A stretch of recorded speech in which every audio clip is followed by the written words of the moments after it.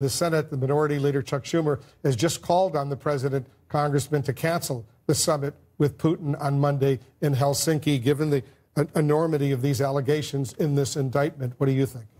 Well, I agree with him, in particular because none of us have any confidence in what he'll say during that meeting. It has to be of concern, I think, to all Americans that the president wants this meeting to take place out of the earshot of any witnesses. And the president, by framing it that, okay, I ask Putin about it, we don't need to ask Putin about it. The evidence is ironclad. That's not how you confront someone, by questioning whether it took place or what the Russians may have done. We know what the Russians did, and now it's spelled out again in excruciating detail. This is the thing that really leaps out at me, Wolf, about this indictment, which is, again, the intelligence community has blessed sharing very detailed information about what we know about different members of the GRU and what their responsibilities are and when they took certain actions and what computers they used and where they used them. That is information they do not like to share. But I'm sure they feel, and they're quite right about this, it's important that we let Americans know that the proof is unequivocal. It's important that we let the Russians know this. So, yes, I think the president, frankly, ought to cut his losses with this disastrous trip to Europe, not make it worse by a friendly meeting with Vladimir Putin on the heels of yet another indictment of Russia. Because the specifics in this indictment are really, as you correctly point out, enormous. They name names, and the U.S. intelligence community hates to do that because they think it could compromise future intelligence operations, and they go through point by point. It's one thing to say the Russians interfered. It's another thing to bring it up with all this kind of specific detail. Exactly, and you know what I've been looking at in these indictments, like the last indictment, is both what they include and what they don't include. Here, in the first indictment on the social media campaign, there was no mention of the hacking and dumping operation. So this indictment was foreseeable. We knew this was coming. But here, there's no mention, for example, of the Russians communicating with Papadopoulos. Now, I'm going through this indictment in real time, but I haven't found any mention of that yet. Why is that excluded, that the Russians approached the Trump campaign letting them know that they had these documents that are spelled out in this indictment? The reason you wouldn't include that is if there may be more charges you want to bring later that involve U.S. persons. So this still doesn't resolve the question of whether U.S. persons were knowingly involved. All the Attorney General, Deputy Attorney General said today is there are no allegations about that in this indictment. But listen to what the president said just a few hours ago at that joint news conference he had with Theresa May, the British Prime Minister, about what he always describes as this rigged Russian witch hunt. Listen to this. I think that we're being hurt very badly by the, I would call it the witch hunt. I would call it the rigged witch hunt. I think that really hurts our country, and it really hurts our relationship with Russia. I think that we would have a chance to have a very good relationship with Russia and a very good relationship with President Putin. What's your reaction when you hear that? This is exactly why he should not go to this meeting with Putin. He is basically undercutting the work of our own intelligence agencies, throwing it open to question, suggesting that this is all a witch hunt. That is complete music to Putin's ears.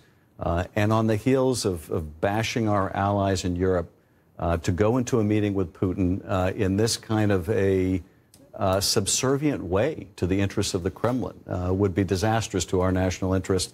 The problem is not the investigation.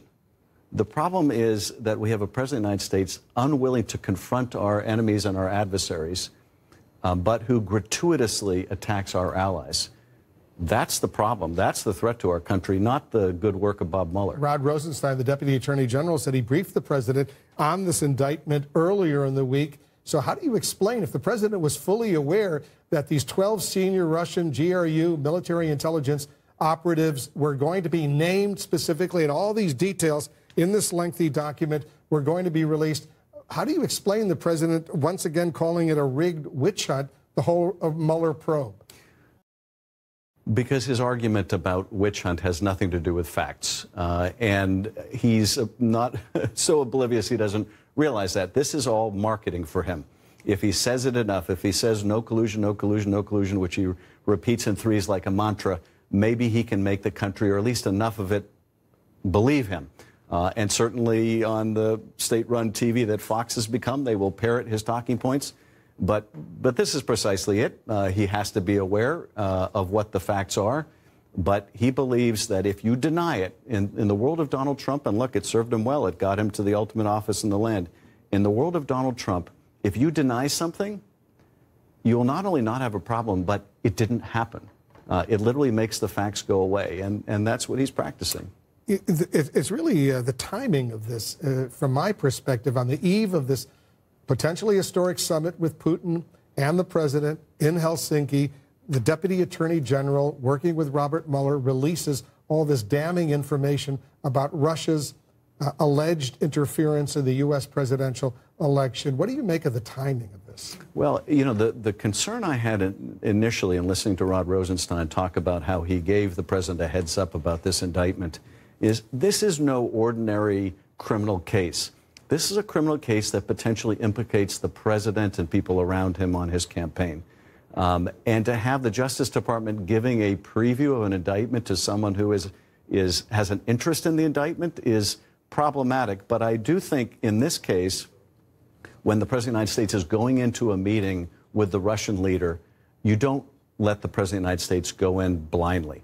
Now, if this indictment had involved U.S. persons affiliated with his campaign, then it's a different story. But I think the Justice Department made the right decision to give him a heads up so he didn't go into that meeting with Putin blindsided.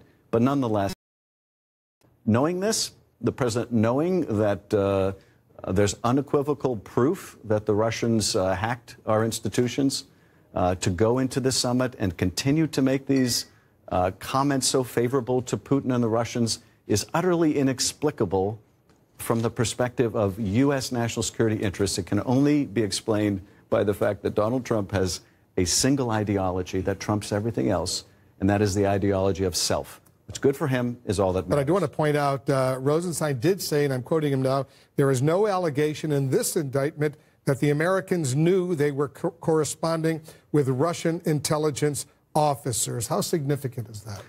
You know, he said essentially the same thing in the last indictment, which is a very narrow legalistic way of saying we didn't include those allegations here, but we might include them in the next indictment. Now, we can practically count down the amount of time it's going to take the president to say, I'm vindicated. The Deputy Attorney General has said there's no evidence that U.S. persons in my campaign were involved. Of course, that's not what Rod Rosenstein is saying at all. It didn't take very long for the president's advisors and supporters to say he's been vindicated by this indictment.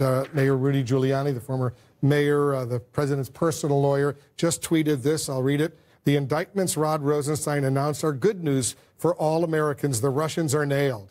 No Americans are involved. Time for Mueller to end this pursuit of the president and say President Trump is completely innocent. That's Rudy Giuliani, obviously speaking for the president. He's his lawyer. And I'm saying this in jest. They could be walking the president away in handcuffs, and Rudy Giuliani would say, he's been vindicated. But only partly in jest. The bottom line in all of this, when you read this indictment, all these documents, you're on the Intelligence Committee, you're briefed, you're in the Gang of Eight, as they say, you know what's going on. Did anything surprise you? Nothing surprises me in this. The only thing that really strikes me about it is just the extraordinary level of detail. And I commend them for doing it. It's the right call. I know the Russians are immediately reverse engineering this information as we speak to try to figure out how did they know this, how did they know that, what do we need to shut down, what do we need to do to basically dry up whatever sources the Americans have. But no, this indictment was, I think, expected.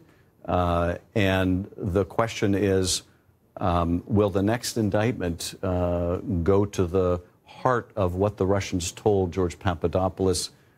Will it go to the heart of what was involved in the Trump Tower meeting?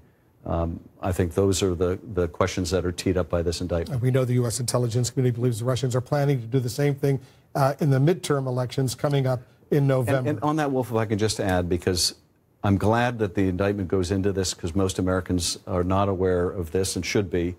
Not only was the DNC hacked and Clinton's campaign manager hacked, the DCCC was hacked. the Russians played in house races, which means that if they follow the playbook from the last cycle, they'll play in the midterms.